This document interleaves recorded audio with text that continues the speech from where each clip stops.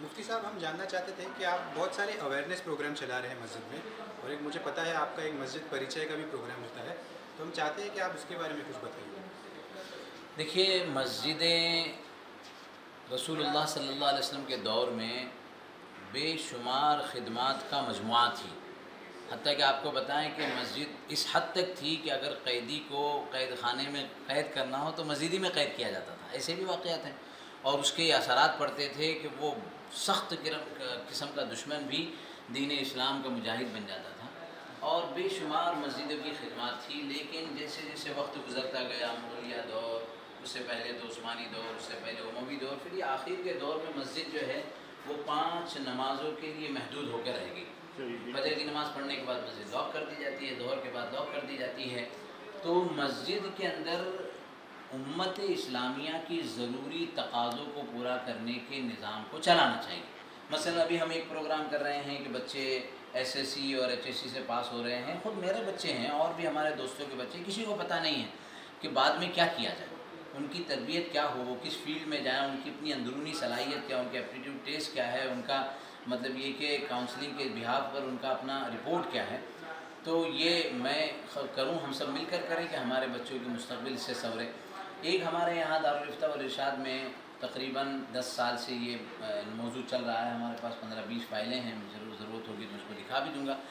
تو ازدواجی مسائل اور اختلافات، ابھی صاحب بیٹھے ہوئے ہیں، ایسے بہت سارے لوگ ہیں کہ اتنے ذہنی طور پر دباؤ میں آ جاتے ہیں، الجھنوں میں آتے ہیں ازدواجی مسائل کو لے کر کہ میاں بیوی کا اختلاف ہوا 2 مہینے 4 مہینے 6 مہینے کے بعد دونوں فیملی، دونوں گھر کے گھر والے پریشان، کبھی پھر اس میں فیملی کورٹ انوالو ہو جاتی ہے، کہیں مہیلا منڈل انوالو ہو جاتا ہے، کہیں پولیس اسٹیشن، اور پورا نظام درہم برہم ہو جاتا ہے۔ کیوں نہیں وہ مسجد میں آئیں، بیٹھیں، دونوں کی باتیں، ایک ایسا آدمی جو معتدل ہو، جن کی کسی طرفداری نہ ہو، اور وہ ان کو سمجھے۔ اسی طریقے سے اس ملک میں رہتے ہوئے برادران وطن کا ایک بہت بڑا ہم پر حق ہے بحیثیت مسلمان کی، کہ ہم اسلام کا صحیح نقشہ ان کو پیش کریں۔ ہمارے یہاں کبھی اسلامی تعلیمات کے سلسلے میں بات آتی ہے، ایک جملہ کہا جاتا ہے مسلم آر ٹیررسٹ، مشہور جملہ ہے۔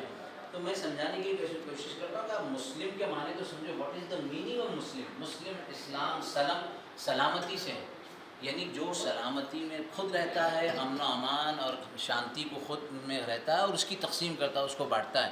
اسلام نے تو یہ کتنے واقعات ہیں، حضرت علی رضی اللہ تعالیٰ عنہ کا واقعہ ہے کہ دشمن پر حاوی ہو گئے، دشمن نے تھوک دیا، تو تھوکنے کے بعد گردن اتارنی ہی تھی لیکن پیچھے ہٹ گئے، کہا کہ اب تک تو میں اللہ اور اس کے رسول کے لیے اس سے مقابلہ کر رہا تھا، لیکن اب اس میں میری ذاتی اور شخصی غصہ اس میں آ گیا، اب میں اس سے مقابلہ نہیں کرتا۔ اس بات کو سن کر وہ فوراً ایمان میں داخل ہوا۔ تو یہاں ہم مسجد میں اپنے برادران وطن کو لائیں۔ آپ یقین کریں، پچھلے 2-3 پروگراموں میں جو آئے ہیں وہ اتنا رو کر گئے۔ ایک صاحب تو مجھے کہا، لمبی ٹوپی پہن کر آئے تھے اور مراٹھی میں، بولے ہمیں 45 سال سے ہم جو ہے ایک تنظیم کا حصہ ہے، اور ہاں 45 वर्षाशी आम्ही तुमच्या बारेत काही दुसरा समजत होतो, पण आज आम्हाला समजत आला, आणि मी तुम्हाला सांगते कि तुम्ही इतके वर्ष आम्ही का ना सांगितलं, आपने इतने सालों में हमको क्यों नहीं बताया। تو ہمیں احساس ہوا کہ صرف مسجد دکھانے سے اچھا اس میں ملک کے حالات ایسے، ہم کو کوئی دعویٰ یا کوئی بس یہ کہ اسلام اور مسلمان کو جانیے، اسلام کو جانیے کہ مسلمان یہ نہیں کہ ہر آدمی جو ہے وہ آپ کے، ہاں کچھ لوگ ایسی حرکتیں کرتے ہیں، وہ ان کا اپنا پرسنل شخصی معاملہ ہے، لیکن اسلام تو پیار کو، محبت کو، امن و امان کو، سلامتی کو بانٹتا ہے، اسی میں رہنے کو پسند کرتا ہے۔ تو اس لیے یہ بھی ہو کہ لوگ آئیں، ہم کو دیکھیں اور سمجھیں، اور اس سے ایک خیر وجود میں آئے۔ آپ اس لائبریری کے تعلق سے کچھ ہمیں بتائیے، یہ لائبریری میں کس طرح کی ایکٹیویٹی ہوتی ہے؟ دیکھیے، یہ لائبریری جو آج اس شکل میں نظر آ رہی ہے، یہ اپنے بہت سارے مراحل سے گزرتے گزرتے یہاں پہنچی ہے۔ یہ لائبریری کی بنیاد ہمارے اپنے تحقیقی اندازے کے مطابق وہی جو پہلی بچی کے انتقال کے وقت محمد علی صاحب اور ان کے درمیان میں انہوں نے اس کی بنیاد رکھی، اور یعنی 1850 تک کے ہم کو ڈاکومنٹ ملتے ہیں کہ 1850 سے یہ لائبریری قائم ہے۔ یہاں کتب خانہ، مدرسہ محمدیہ، اور مدرسہ بھی تھا، ایک باضابطہ مدرسہ تھا، اور اس کے ساتھ اس کا کتب خانہ تھا۔ اور یہ لائبریری کے سلسلے میں آپ کو بتاؤں، 1945 سے پہلے، یعنی ملک کی آزادی سے پہلے، یہاں کی تعلیم کا وہ لیول تھا کہ میں نے ایک بہت پرانے آدمی سے سنا کہ یہاں عربک میں ڈبل PhD ہوتی تھی، یعنی یہ کہ یونیورسٹیز میں، یہ یونیورسٹیز کا نظام تو ابھی بنا ہے، اس سے پہلے آپ جامعہ ازہر دیکھیے، اس کے بعد اسکندریہ دیکھیے، مساجد کے اندر ہی ایسی تعلیمی نظام ہوتا تھا کہ ملٹی لینگویج ملٹی فنکشن جو ہے سسٹم پر آدمی کام کرتا تھا. تو یہ لائبریری بھی اسی کا حصہ ہے. اور عجیب بات آپ کو بتائیں کہ میرے اپنے معلومات کے مطابق پورے ہندوستان میں کوئی ایسی مسجد جس مسجد کے پاس لائبریری ہو، اور اس لائبریری تو بہت سی مسجدوں میں، لیکن اس لائبریری میں 1600 سے زائد مخطوطات ہوں، میں نے اس کے ہاتھ سے لکھے ہوئے ہو، بکس ہو، وہ نہیں ہیں. تو میں میری تعلیم جامعۃ الملک سعود ریاض میں ہوئی، میں نے ماجسٹر کیا سعودی سے، تو میرا وہاں کام بھی لائبریری کا تھا. تو لائبریری میں نے دیکھا کہ مخطوطات کو کیسے پرزرو کیا جاتا ہے، کیسے فمیگیشن کیا جاتا ہے. تو یہ ماشاءاللہ یہ سلسلہ چلا، 10 سال کی محنت کے بعد ہماری جو ہے فہرست مخطوطات بھی تیار ہوئی ہیں.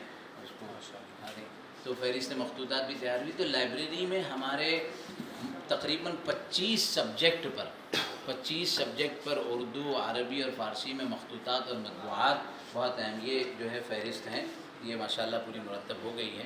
اور مخطوطات کے رکھنے کا مستقل ایک نظام بنایا گیا ہے، کچھ یہاں پر ڈسپلے پہ رکھے گئے ہیں. تو بہت اہم اور قیمتی کتابیں اس میں ہیں، جس سے اب یہاں پر 2015 میں اس کے افتتاح کے بعد نہ صرف ہندوستان میں ہماری ایک بک ہے جس میں وزٹرز کے ہم رائے لیتے ہیں. تو آپ کو بتاؤ ملیشیا، انڈونیشیا، سنگاپور، امریکہ، اور اس کے بعد ہالینڈ، اور بلاد عربیہ سے تو دبئی، قطر، مسقط، بحرین، ساری جگہوں سے اسکالرز آ چکے ہیں اور وہ یہاں سے استفادہ کرتے رہے ہیں. انشاءاللہ آئندہ بھی اس سے کریں. اس سے دوسرے اسٹوڈنٹس کو کیا بینیفٹ ہے آج کے دور میں؟ بہت اچھا سوال کیا آپ نے اسٹوڈنٹ کو، اور یہ میں پیغام پہنچانا چاہتا ہوں آپ کے ذریعے سے کہ کل ہمارے پاس دہلی یونیورسٹی کے جو ڈین ہیں اور بامبے یونیورسٹی اردو ڈپارٹمنٹ کے جو ڈین ہیں وہ دونوں بھی آئے تھے. جو یونیورسٹیز میں، جو کالجز میں بچے PhD کرتے ہیں، تو PhD کے سبجیکٹ ہوتے ہیں. سپوز ایک سبجیکٹ ہے کہ 1900 میں 90s میں 91 سے لے کر 20 تک جو ہے پیپرز کے اندر کی خبریں کیسی ہوتی. تو ہمارے پاس اس زمانے کے پیپرز ہیں، آزادی سے پہلے کے پیپرز ہیں. تو کیسے مولانا ابوالکلام آزاد نے کیا کہا تھا، اور دوسرے اس وقت کے دور کے جو لوگ ہیں انہوں نے کیا کہا تھا. تو بچے ہمارے پاس آتے رہے ہیں، ڈاکٹر عبدالستار دلوی اور ان کی بیٹی معزہ دلوی، تو وہ سب تعارف رکھتے ہیں. لیکن پھر بھی بچوں کو اس کی اویئر ہونی چاہیے، اور کہ یہاں بہت بڑا مواد ہے، اور وہ PhD میں، ان کے MPhil میں، ان کی ماسٹرز میں، یہاں پر وہ مواد ان کو فائدہ مند ہو سکے.